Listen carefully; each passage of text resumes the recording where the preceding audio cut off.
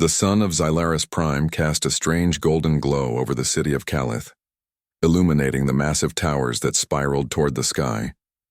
Flying vehicles zipped between the buildings, their metallic hum blending with the chatter of hundreds of alien species walking the streets.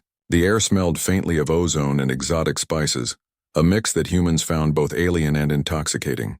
Among the crowd, Marcus Kane, a human explorer from Earth, stepped lightly, his eyes scanning the scene with careful interest. He had been sent to Xylaris Prime on a diplomatic mission, representing humanity in talks about trade and technology exchange. Marcus was used to tension. Humans had long been considered outsiders in interstellar politics, but what he was not prepared for was the person waiting for him. Princess Lysera, the 19-year-old heir to the Xylarian Empire. She was said to be brilliant and proud, with a mind that could rival the most seasoned diplomats in the galaxy. But she also had a reputation for arrogance and a temper that could unsettle even the most experienced negotiators. When Marcus entered the grand hall of the palace, he saw her immediately. Lysera was taller than most humans, her posture straight, her eyes sharp and observing. She wore ceremonial robes that shimmered in colors Marcus had never seen, like liquid light dancing across fabric. Around her, her advisors and guards stood rigid, aware that the princess's attention could fall on anyone at any moment. Lysera's eyes met Marcus's, and she smiled, but it was not a warm smile. It was a smile that carried amusement and challenge at the same time. "Ah, the human," she said, her voice smooth, almost melodic, but with an edge. "I heard you are clever. I wonder if you truly understand what it means to negotiate with a Xylarian." Marcus bowed slightly, a gesture of respect he knew was expected but never overdone. "I hope to understand as much as I can, Your Highness," he replied calmly. He had learned quickly that losing his temper or appearing too eager would give her an advantage. Lysera tilted her head, as if studying him. "Clever, yes, but humans are known for being impulsive," she said. "You must realize in our empire impulsiveness is dangerous. Are you prepared to be careful, or will you stumble foolishly?" Marcus's lips pressed into a thin line. He did not rise to the bait. "I am prepared to act wisely, Princess," he said simply. His tone carried no arrogance, only certainty. That was not what she expected.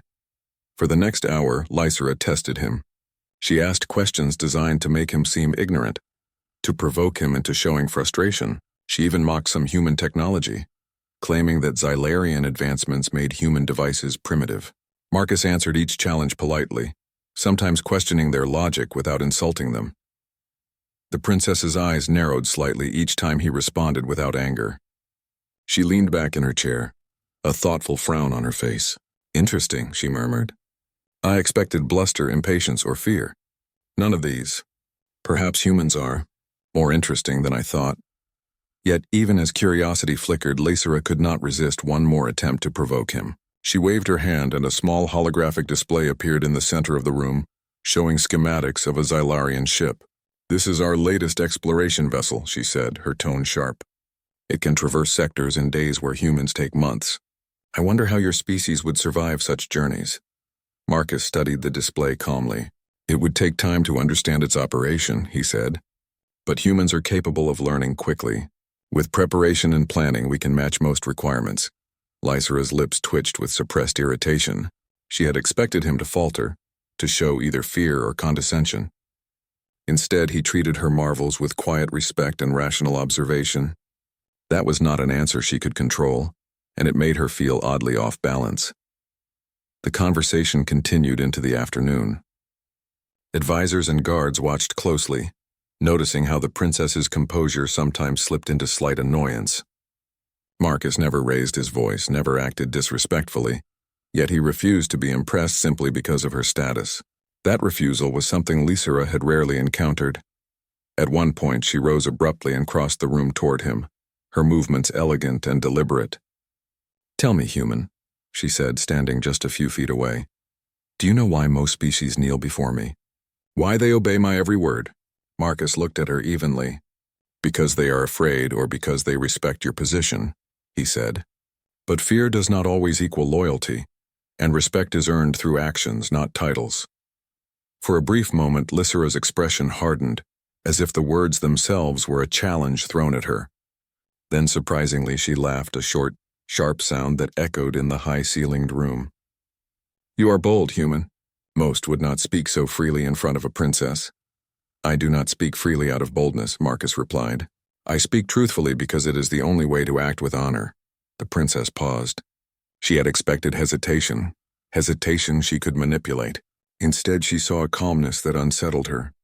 She tried once more to provoke him by subtly insulting human intelligence again, claiming that their attempts at interstellar exploration were naive compared to Xylarian capabilities.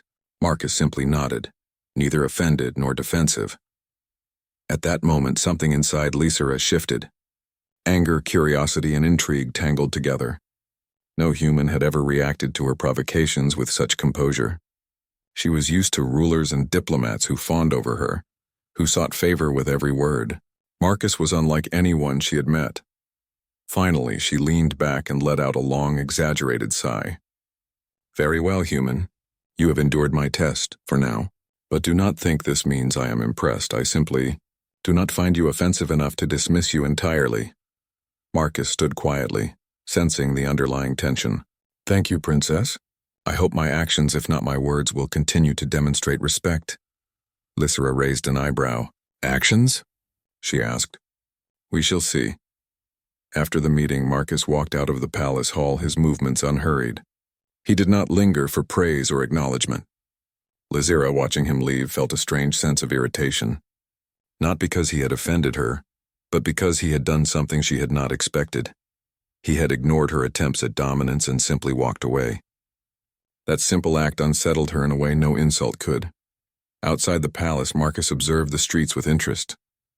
His mind was busy, noting areas that could be improved for diplomacy, places where Xylarian culture clashed with human understanding, and pockets of danger that might arise from political unrest.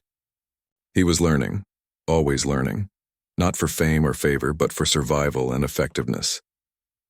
Meanwhile, Lysera returned to her private chambers, her mind racing.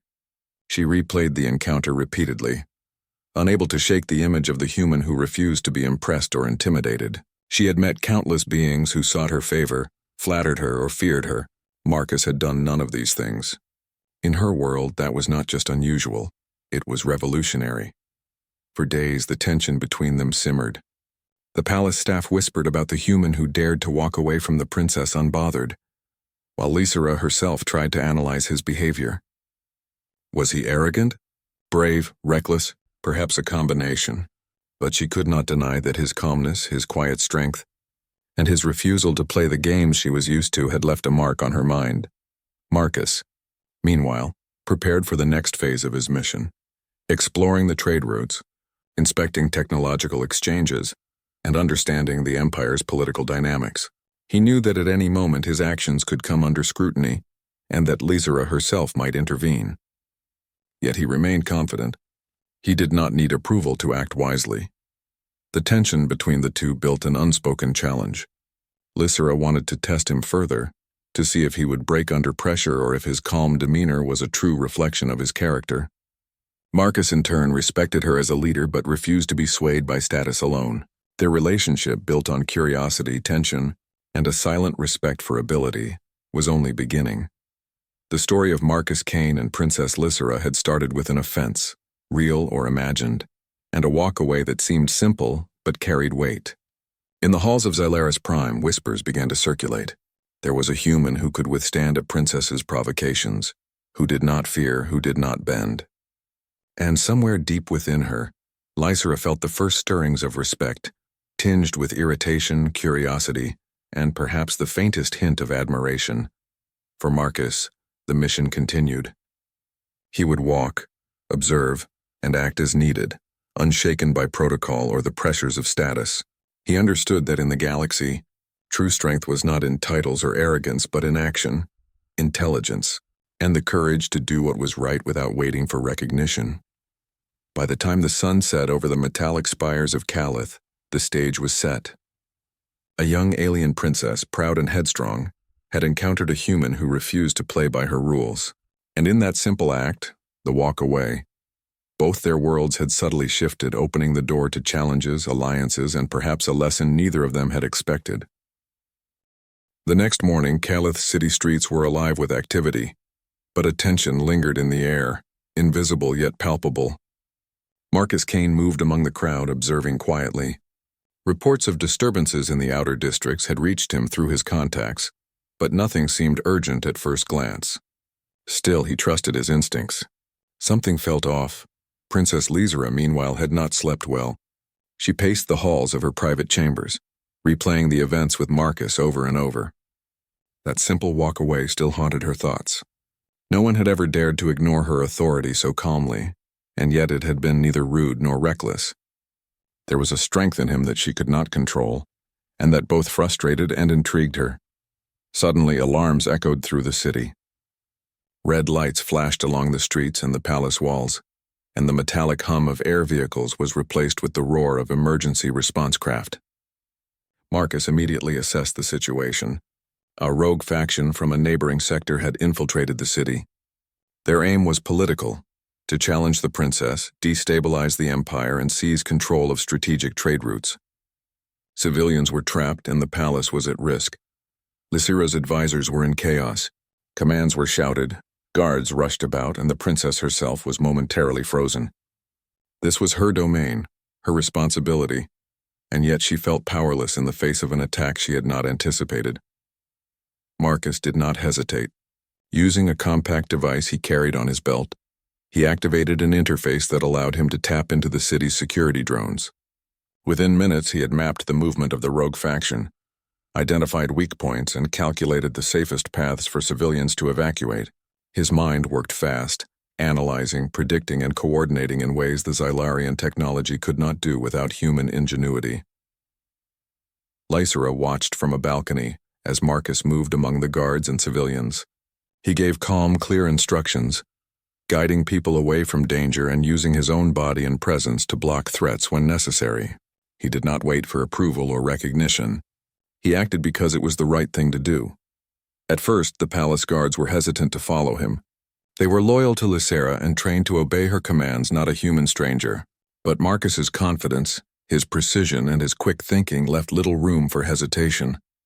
Slowly, the guards began to coordinate with him, realizing that his approach was saving lives and stabilizing the situation. The rogue faction had planned their attack carefully, but they had underestimated one factor: human adaptability. Marcus moved like a shadow, appearing at key points just as danger struck. He redirected energy fields, sealed doors to trap intruders, and even used simple tricks, distractions, clever positioning, and the psychology of fear to neutralize opponents without excessive force. Lysera could not take her eyes off him. Every time she thought he might falter, he reacted with calm, precise action. He did not panic, he did not hesitate, and he did not ask for praise. The sheer competence of his presence stunned her. She had been raised to command and intimidate, but here was a human, a species she had once considered primitive, demonstrating strength and strategy beyond expectation. At one point, a group of intruders breached a secondary corridor near the palace's lower levels. Marcus was already there. Using a combination of hand signals and low-tech tools, he trapped them in a containment field. The invaders struggled, but Marcus's calm control left no chance for escape. He did not gloat. He simply ensured the threat was neutralized and moved on to the next crisis. Lysera felt a complex mix of emotions. Part of her was still offended by the human's earlier dismissal of her authority. But another part, a deeper and less familiar part, was in awe. She realized that in this moment respect could not be demanded, it had to be earned. And Marcus was earning it silently, steadily, with every action he took. As the chaos spread, Marcus noticed a group of civilians trapped on a high transport platform that had been damaged by energy blasts. Without hesitation, he calculated the trajectory of debris and energy pulses, leapt into action, and using a grappling device, guided the civilians safely to the ground. His movements were swift, fluid, and confident, demonstrating a blend of intellect and physical skill honed from years of exploration and survival. Lysera, standing above, finally called out to him, "Human, you do not need my permission, yet you act as though this is your responsibility." "Why?" Marcus did not stop. "Because someone must," he replied simply. "Whether or not I am recognized does not matter. The lives here are more important than pride or protocol." Her expression softened slightly. She had heard such words before, but not spoken with such quiet authority. not backed by action. She realized something vital. Humans were not fragile, naive, or weak. They had ingenuity, courage, and the ability to act independently when needed. She had underestimated them, and in that underestimation she had learned a lesson in humility. The rogue faction, sensing that their plans were failing, regrouped and attempted to retreat. Marcus anticipated this and positioned a small strike team, comprised of both human and Xylarian forces, at key exits. They intercepted the intruders, disarming them with minimal violence and securing the area efficiently. Finally, the city quieted. Alarms stopped, the flashing red lights faded, and the streets, though scarred, were safe again. Civilians emerged from hiding, some cheering quietly, some too shaken to speak. Guards and advisors approached Marcus, expressing gratitude, though hesitantly. It was clear that in the eyes of many, he had accomplished more in a single day than they had expected from an outsider in weeks. Lysera descended to meet him, her usual regal composure tempered by a rare humility. "You have done more than I imagined possible," she said, her voice steady but with a hint of warmth. "Perhaps I judged humans too quickly." Marcus gave a small, polite bow. "I did what was necessary, Princess. I am glad to have helped." She studied him closely as if trying to read his intentions. There was no pride, no desire for recognition, only a calm sense of purpose. It was unlike anything she had encountered in her court. Slowly she nodded. "You acted with honor and courage. I respect that. Even if I do not understand it fully, I see its value." Marcus did not respond with flattery or false humility. He simply nodded, knowing that words were unnecessary after deeds had spoken so clearly. Lysera realized that in this moment she had learned a lesson. Leadership was not about asserting authority through fear or privilege. It was about understanding, action, and the ability to inspire respect through example. Over the following days, Marcus continued his mission, but the dynamic between him and Lysera had changed. She no longer tried to provoke him in the same ways. Instead, she observed him, learning from his approach, and sometimes testing him with subtle challenges, not to humiliate, but to understand his thinking. Marcus, for his part, treated her as a leader deserving respect, but never allowed titles or status to cloud judgment. He continued to act based on logic, ethics, and careful observation. His actions and decisions slowly influenced the palace staff and even the citizens of Calith, who began to see humans as capable allies rather than outsiders. In one quiet moment, Lysera approached him in a private garden, the glow of the twin suns reflecting off the exotic flowers around them. She did not attempt to challenge or insult him. Instead, she asked softly, "Why do you not fear me, Marcus Kane?" He looked at her calmly, eyes steady. "Because fear is rarely useful," he said. "It does not solve problems, it does not save lives, and it does not create understanding. I respect your position, Princess, but I do not fear it. I act because it is necessary, not because I am commanded." She considered this, a faint smile on her lips. For the first time, she saw him not as an outsider, not as a human to be dismissed, but as an equal in spirit, even if not in status. She realized that respect could not be demanded, only earned, and Marcus had earned hers in the most undeniable way, through action, intelligence, and calm courage under pressure. By the time the sun set over Calith, a subtle understanding had formed between them. Lysera's initial offense, which had seemed so important, now felt trivial. The true measure of worth, she realized, was not in words, insults, or ceremonial titles. It was in character, in courage, and in the ability to act decisively when it mattered most. Marcus walked through the palace gardens one last time before leaving for his next mission, unaware of the lasting impression he had left on the young princess. His presence had shifted something in her, and perhaps in the future that shift would lead to a stronger alliance between humans and Xylarians. Lysera watched him go, her pride tempered by a new respect. For the first time, she understood that in the vast universe, strength could come in unexpected forms, and sometimes the simplest act, walking away from offense and acting with integrity, could leave a mark far greater than any display of power. The galaxy around them was vast and filled with challenges, but now Princess Lysera and Marcus Kane had discovered a truth that transcended titles, status, or even pride: the courage to act rightly, the wisdom to remain calm, and the integrity to respect action over words were what truly commanded respect. And in that understanding, the foundations for an unexpected bond had quietly begun.